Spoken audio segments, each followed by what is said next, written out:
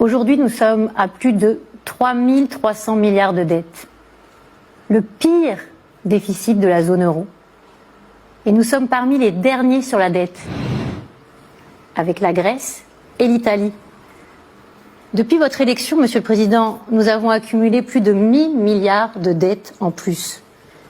Alors, je sais que vous allez me répondre que vous avez eu à affronter des crises.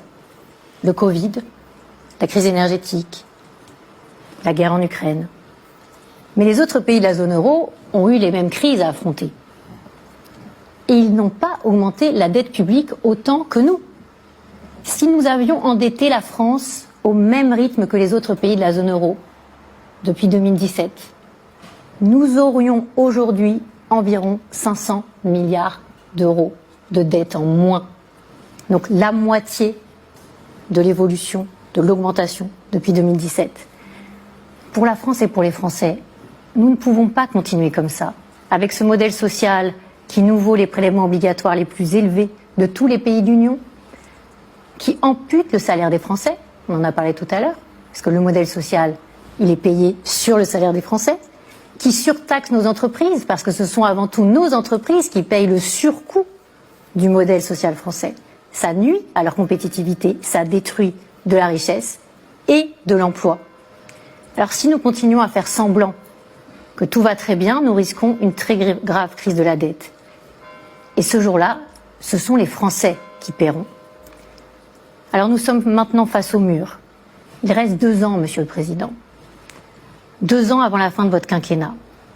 Ne pensez-vous pas qu'il serait temps de trouver des solutions pour sortir de l'engrenage de la dette, pour baisser enfin les dépenses publiques? Et c'est possible. D'autres pays l'ont fait. En Europe, ils ont soit baissé leurs dépenses en valeur, soit parfois gelé. Mais ça a existé dans plein de pays, aux Pays-Bas, en Suède, en Allemagne, au Portugal.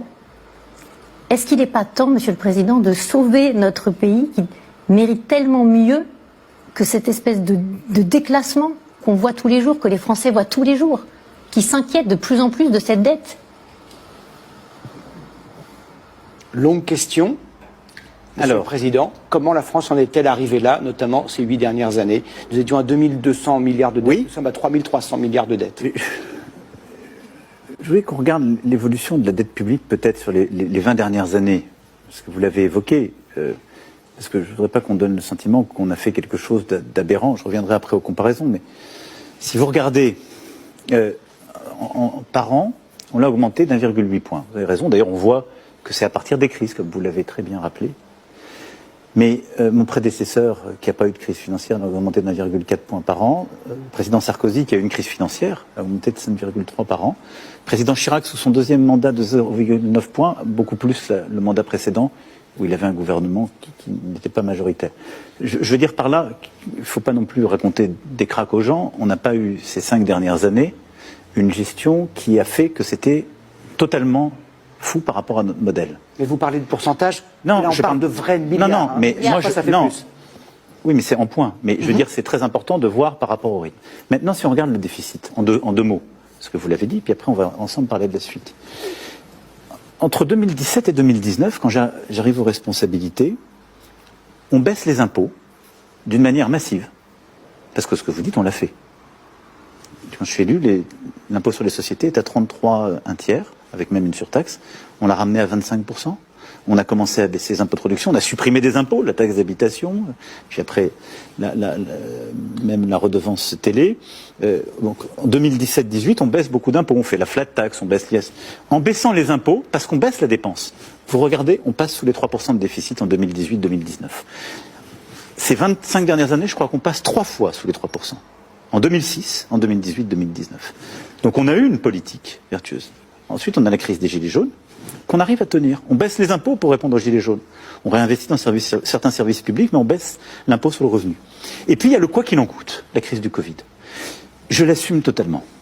Jusqu'au bout du bout du bout. Oui, parce que, je vais vous dire, d'abord, personne, pendant la crise du Covid, m'a dit là, faut pas faire ce que vous faites. Hein. Mais gouverner, c'est pas forcément être populaire. Non, mais c'est pas ce que je veux dire. Mais il y a eu aucune opposition dans la rue en disant, bien sûr. J'ai eu que des gens qui me disaient, faut beaucoup plus aider. En réalité, le quoi qu'il en coûte, on l'a continué bien après le Covid. On va revenir parce que vous avez très bien détaillé les choses. Je suis assez d'accord avec votre chronique, donc je vais la faire comme vous. Mais la crise du Covid, on a fait quelque chose qui est inédit. Mais on a protégé notre appareil productif. C'est-à-dire, on a protégé les gens qui travaillent. Nos restaurateurs, nos entreprises, le chômage partiel. Et on a un peu fait ce que les Allemands avaient fait pendant la crise financière. La réalité, c'est que, oui, on a dépensé beaucoup d'argent, mais on a prévenu un chômage qui sinon serait tombé.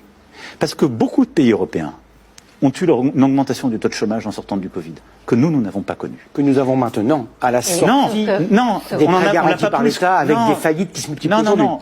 La crise qu'on a là est liée au modèle énergétique européen et la concurrence déloyale. Et les pays européens voisins, y compris ceux qui... Vous ne pouvez pas dire ça. Si, c'est vrai.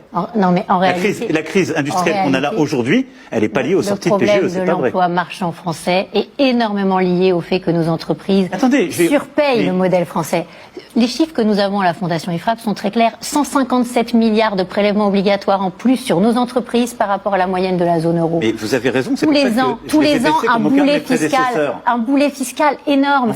Et malgré tout ce que vous avez fait, ça n'a pas baissé. Pourquoi? Parce qu'on a fait une politique de l'offre minuscule finalement. Non, on a fait une vraie politique de mais l'offre. Pourquoi? Parce qu'en face, vous ne baissiez pas les dépenses. Donc vous n'aviez pas de marge. Mais on va venir sur les dépenses. Non, mais c'est ça la réalité. Finir sur le déficit. On ne peut pas baisser les impôts si on ne baisse pas les dépenses en face. Et c'est ça aussi le problème. Est-ce qu'on peut revenir? Qu'est-ce qu'on fait en ce moment? On réaugmente les impôts. Pourquoi? Parce qu'on a creusé du déficit. Moi, je suis totalement contre augmenter les impôts. Si on peut regarder juste le déficit. Mais moi aussi, que vous avez apporté, c'est un schéma que vous avez, mais qui est factuel, qui est un truc public qui est sorti.